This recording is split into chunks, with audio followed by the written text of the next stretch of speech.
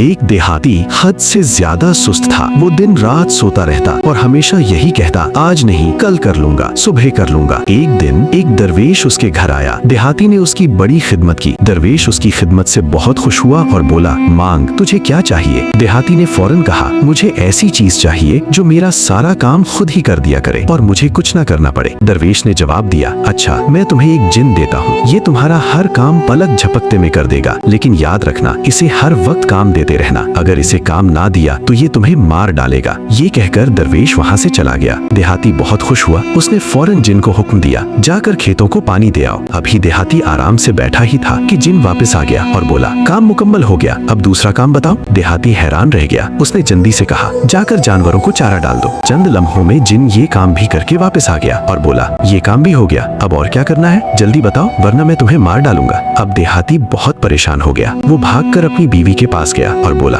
ये जिन तो पलक झपकते में सारे काम खत्म कर देता है, अब मैं इसे क्या काम दूं? बीवी ने कहा, अगर तुम वादा करो कि आइंदा सुस्ती नहीं करोगे और अपना काम वक्त पर किया करोगे तो मैं एक हल बताती हूँ। देहाती ने फौरन वादा कर लिया। तब बीवी ने सामने खड़े कुत्ते की तरफ इशारा किया और जिन से कहा, अगर तुम वाकई बहुत ताकतवर हो तो इस कुत्ते की दुम सीधी करके दिखाओ। जिन ने फौरन कुत्ते को पकड़ा और उसकी दुम सीधी करने लगा, लेकिन जैसे ही वो दुम सीधी करता वो दोबारा टेढ़ी हो जाती। जिन सारा दिन यही कोशिश करता रहा मगर वो दुम सीधी ना कर सका। शाम को वही दरवेश दोबारा वहां आया। देहाती ने फौरन उसके सामने हाथ जोड़कर कहा, बाबा जी, मेहरबानी करके ये जिन वापस ले जाएं। मैं अपनी गलती समझ गया हूँ। अब मैं आइंदा कभी सुस्ती नहीं करूंगा और अपना काम खुद ही करूंगा।